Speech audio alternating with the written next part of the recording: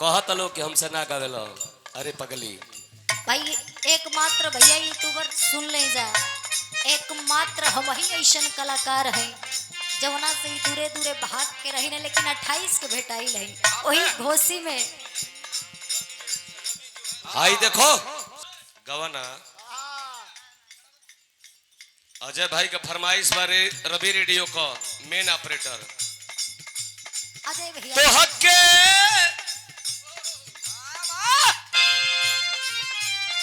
ए hello तो हक्के बना के लईनी कनिया। अच्छा कका कहा आओ देखो ताड़ू का बुढ़ाऊ का देखा बुढ़ाऊ को अरे लठिया हे तरे भाजत रहो। भाई कहल गइल हो एगो हमारा सती माई के बचपन के, लेकिन दिल बचपन के। एगो हमारा सती माई के पुजारी हो अंजनी सिंह। अच्छा वो कहला कि ई बताओ तू होठ लाली काहे के लगा के ओइली हो। ई बताओ कि तू पूजा करे ओइली हो कि मन बिगाड़े ओइली हो। बाप पुजारी बाबा, एक तो तू पुजारी ऊपर से मेहरारून का होठ निहारत हम। हां त ए घड़ी के बाबा आसाराम बाबा, राम रहीम बाबा, रामपाल बाबा, लिपस्टिक बाबा। एगो लिस्टिया हम तो कथी रंगो को बोल गवना का मतलब समझ लो सोना हो का हो। तो हके बना के लईनी कनिया।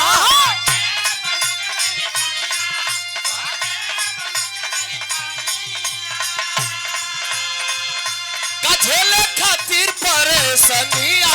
अच्छा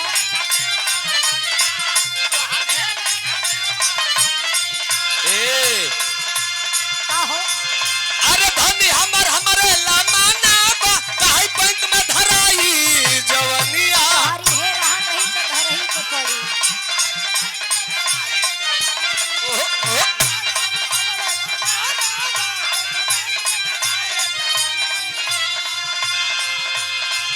ये देखिए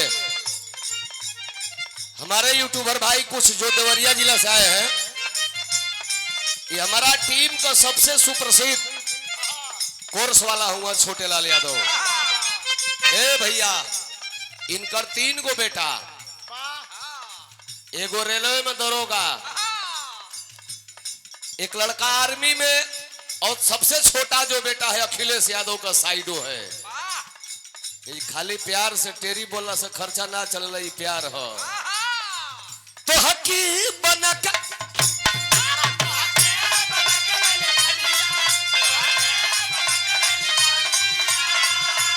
तक्का कह के झेली कछेले खातिर परेशानिया।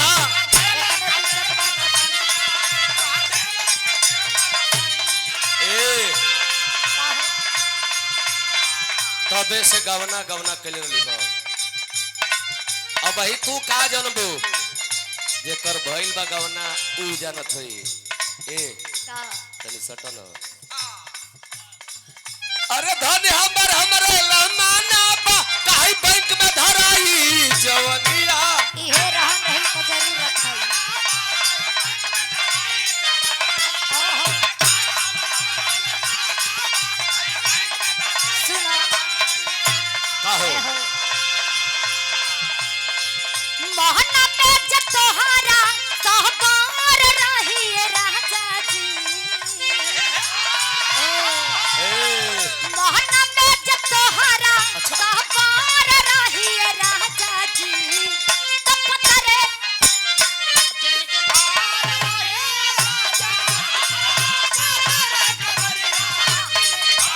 ओए हाय हाय हाय हाय हाय का यूट्यूबर भैया झूठ कही तो बोले अक्टूबर भैया वाह वाह भीम भैया। भैया एक काम करे, जब पहले इनके कान में पेट्रोल डाले जा। अरे तू अम्मा के गोड़ यूट्यूबर कहती तो इनके अक्टूबर सुना था। अक्टूबर भैया हवा कि देखी मेहरारू अपन मर्द से परेशान होके कहत या का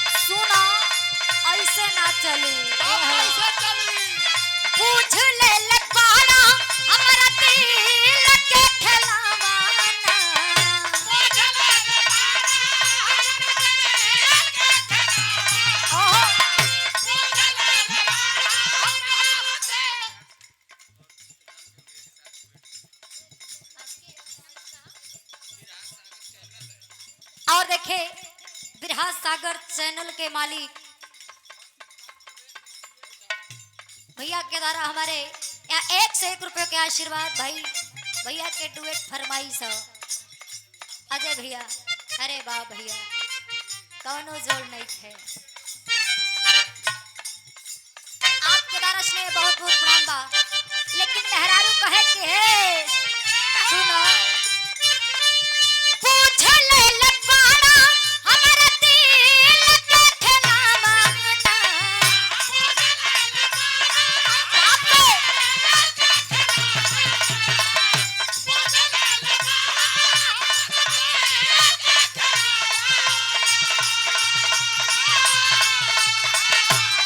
पूछ ले लबाड़ा हमारा दिल के ठेला तर जब काहे के ले आइला हो करा के कामना तर जब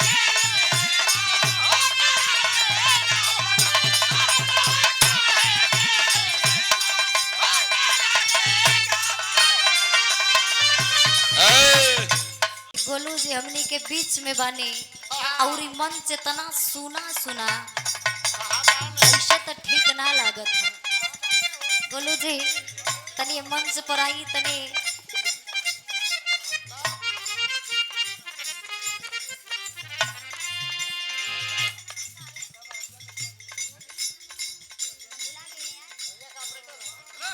और देखे तोहार परिवार ना आएगा भाई। रवि रेडियो के ऑपरेटर साहब सम्मानित आदरणीय बड़े भैया अजय यादव जी भैया के द्वारा बड़ा ही प्रेम से नहीं मिला करता है चूंकि हमारा घरे जब प्रोग्राम रहल तो भैया वहाँ गई रहनी बड़ा सम्मान मिलल आपसे इस सुंदर पुष्पहार 100 रुपये के आशीर्वाद बहुत बहुत प्रणाम पाव लगी हो भाई हमारे बीच में कई कलाकार दिखत हो खाली पब्लिक से थोड़े ना परिचय होला कलाकार लोग से भी परिचय होला।